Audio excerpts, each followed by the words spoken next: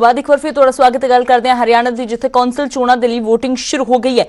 3 निगम 1 परिषद ते 3 नगरपालिका के लिए वोटिंग हो रही है। 7 लोकल बॉडी के कुल 137 वार्डों के लिए वोटिंग हो रही है, जी सवेरे 8 बजे शुरू होकर शाम 5:30 बजे तक जारी रहेगी। इस दौरान 130 संवेदनशील और 145 अति संवेदनशील वोटिंग केंद्र बनाए गए हैं। 30 दिसंबर को इन्हों के नतीजे आउणगे। इस दे नाल ही एक होर खास गल दस दईए, कोरोना काल दे विच बेशक जो वोटिंग हो रही है पर कोरोना के मरीज भी वोटां पाउण आ सकते हैं, उन्होंने लिए भी खास इंतजाम किए गए हैं। तो फिलहाल कोरोना को ध्यान में रखते हुए हर बूथ से सैनिटाइजर का मास्क का प्रबंध भी किया गया है। तो हुण अज जो वोटिंग शुरू हुई है शाम 5:30 बजे तक जारी रहेगी। सीधा रुख करते हैं मनोज मेरे सहयोगी पंचकुला तो जुड़े ने। तो मनोज, वोटिंग प्रक्रिया शुरू हो गई है, लेकिन बीजेपी के लिए खास तौर पर ये चुनाव काफी अहम है, साख दांव पर लगी हुई है, क्योंकि जिस तरह से विरोध हरियाणा में बीजेपी का देखने को मिल रहा है, खासतौर पर किसान आंदोलन के बीच में।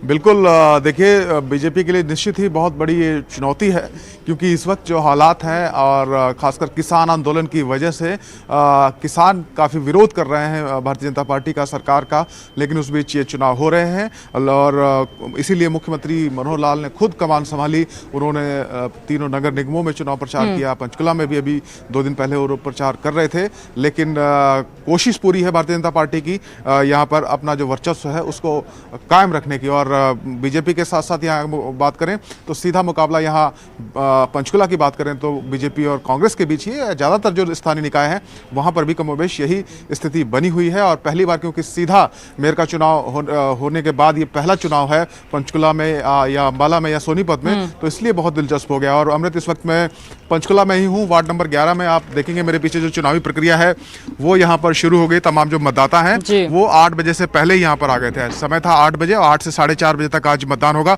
और मैं आपको दिखाना चाहूंगा क्योंकि कोरोना है, कोरोना का काल ये चल रहा है, तो किस तरीके से एहतियात बरती जा रही है। देखिए बाकायदा यहाँ पर जो ग्लव्स हैं वो दिए जा रहे हैं। जो भी मतदाता मतदान केंद्रों में आ रहे हैं उनको सबसे पहले यहाँ पर जो ग्लव्स हैं वो दिए जाते हैं। अगर किसी के पास मास्क नहीं है तो उसको मास्क भी यहाँ पर प्रोवाइड कराया जाता है। और जब सीधे अंदर जाते हैं तो सैनिटाइजेशन की भी व्यवस्था यहाँ पर है।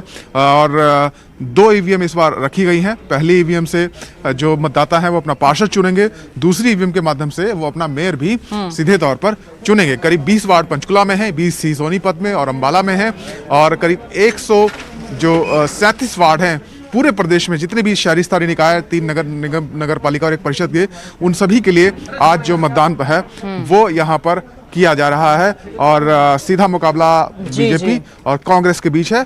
30 दिसंबर को जो नतीजे हैं वो आएंगे। जी